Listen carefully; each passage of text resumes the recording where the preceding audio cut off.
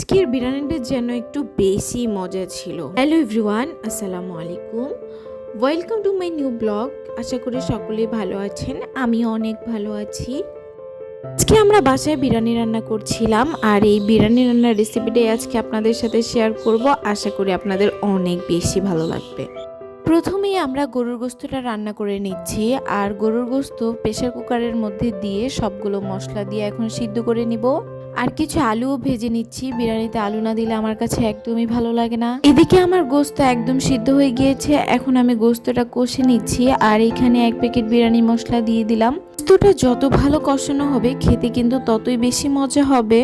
Already আমার গোস্ত রান্না ডান। এবার চুলার মধ্যে একটা বড় কড়াই বসিয়ে নিয়েছি, এইখানেই মূলত বিরিয়ানিটা রান্না করব। তেল যখন অনেক বেশি গরম হয়ে গিয়েছে তখন সেই পর্যায়ে সব চাল আর কাঁচামরিচ দিয়ে আমি এখন ভালো মতো নাড়াচাড়া করে নিচ্ছি।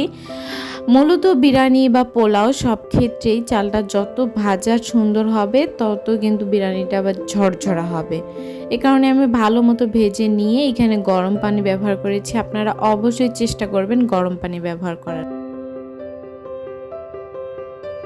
যখন ভুটভুট করতে শুরু করেছে তখনই কিন্তু আমি গোস্তটা দিয়ে দিলাম, আর সাথে সাথে চুলা থেকে নামিয়ে এখন ঢাকনা দিয়ে ঢেকে দিব। এভাবেই সিদ্ধ হয়ে যাবে।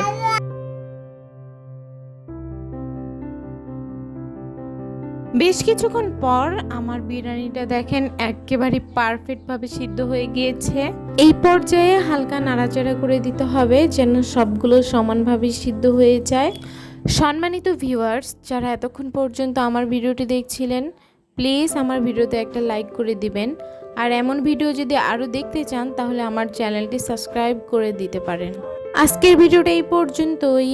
ভালো থাকবেন, সুস্থ থাকবেন, আমাদের জন্য দোয়া করবেন।